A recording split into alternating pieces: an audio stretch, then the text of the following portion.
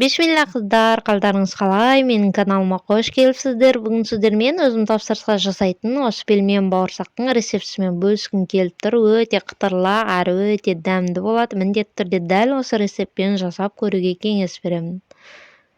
Ол үчүн бөлмө температурасындагы майга ыстык кайнап турган сууду куюп, майымызды осулай аралаштырып эритип алабыз. Май толук эрүү кажет. Onun üstünden bir jumurtkamızды салып, жакшылап аралаштырып алабыз. Тез жумуртка пишип калмоо кажет, ыстык болсо күйүп калуу мүмкүн. Одан соң дәмине карай туз косуп, унубузду салып камыр илейбиз. Камырыбыз биздин тым катты эмес, тым жумсак эмес, орточолоо болуу кажет. Жаюуга өтө ыңгайлуу, адем болгон дурус осундай. Ал энди бетин жууп дем алдырып коебуз.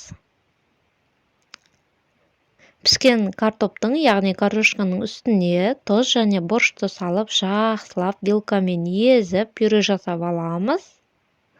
Осулай езип чыгабыз. Одан соң камырыбызды жукалап жаюуга кирисебиз, салмасын дайындап болгон соң.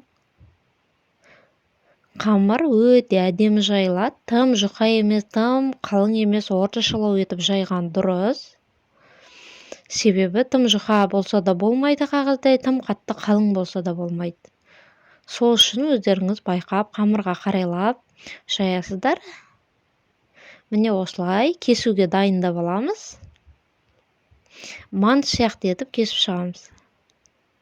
Менде осундай ирек кескич бар, сонун кесип чыгамын. Эгер достор видео унаса, менин каналыма жазылып, лайк басып, комментарий калтырууду унутпаңыздар. Казакча контенттин дамууна бирге үлес косайык.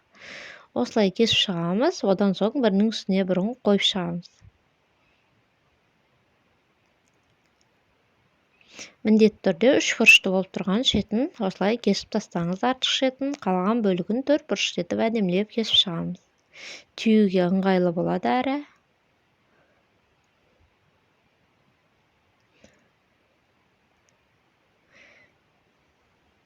Ал енді түйеміз. Камырымыздың дәл ортасына картошканы салып, картошканың айналасын осылай қатты жабыстырып шығамыз. Міндетті түрде қатты жабыстырыңыздар, себебі қуырғанда ашылып кетпеу үшін. Егер пельмендеріңіз қуырып жатып ашылып кетсе, май бөлінуі мүмкін, сол үшін қатты жабыстырып шығыңыздар. Міне менің пельмендерім дайын, осындай әдемі етіп түйіп шықтым. Ал енді қызып тұрған майда қызартып, әдемілеп қуырып аламыз. Тоқтаусыз араластырып тұрыңыз. Міне осылай әдемілеп қуырып шығамыз. Міне достар, біздің пельмендеріміз дайын. Назарларыңызға рахмет. Сіздермен болған жана рас болсын.